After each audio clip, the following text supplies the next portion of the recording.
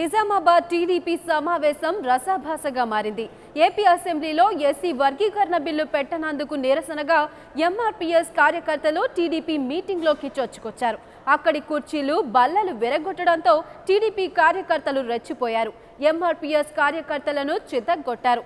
దీనికి ప్రతీకగా ఎంఆర్పీఎస్ కార్యకర్తలు మాజీ మంత్రి మండవ కారు అద్దాలు ధ్వంసం చేశారు. పోలీసులు ఇరు వర్గాలను చెదరగొట్టడంతో గొడవ సద్దుమణిగింది.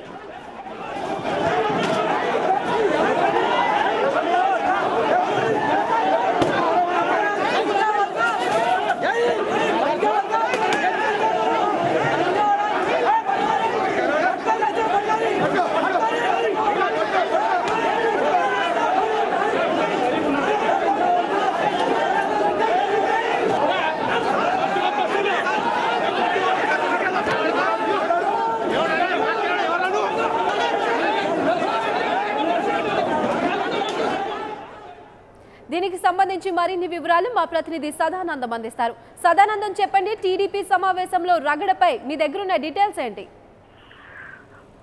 నిజామాబాద్ జిల్లాలో టీడీపీ సమావేశం రసాబసాగా మారింది.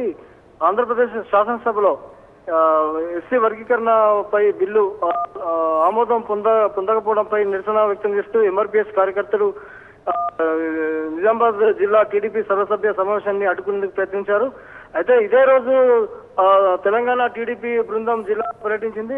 జిల్లాలో ఇటీవల ఆత్మహత్యలకు పాల్పడ్డ రైతు కుటుంబాలను కూడా పరామర్శించేందుకు ఆ బృందం పర్యటించింది.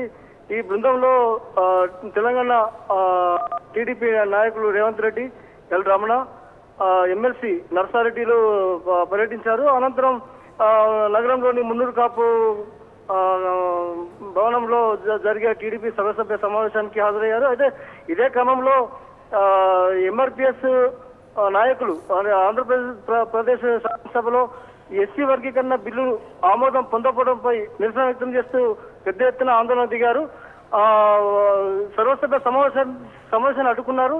అంతేకాకుండా సమావేశ హాల్లోకి ప్రవేశించేందుకు ప్రయత్నించగా ఈ అక్కడ ఉన్నటువంటి టీడీపీ కార్యకర్తలు నాయకులు కూడా ఈ ఎంఆర్పీఎస్ కార్యకర్తలపై మూకుమ్మడిగా దాడి చేశారు. ఈ దాడిలో ఇరు వర్గాలకు పరస్పర గాయాలయ్యాయి. అయితే ఈ ఉద్రిక్త పరిస్థితి నెలకొన్న నేపథ్యంలో వెంటనే ఆ సంఘటన స్థలానికి పోలీసులు చేరుకోవడం జరిగింది.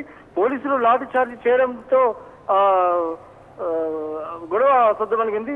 ఆ తర్వాత అంటే అక్కడ ఉన్నటువంటి మాజీ మంత్రి మండవ వెంకటేశ్వరరావు కారు అద్దాలు కూడా ఎంఆర్పీఎస్ కార్యకర్తలు ధ్వంసం చేశారు, పగలగొట్టారు.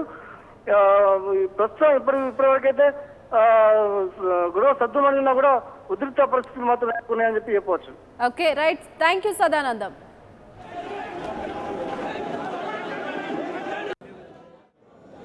రేవంత్ రెడ్డి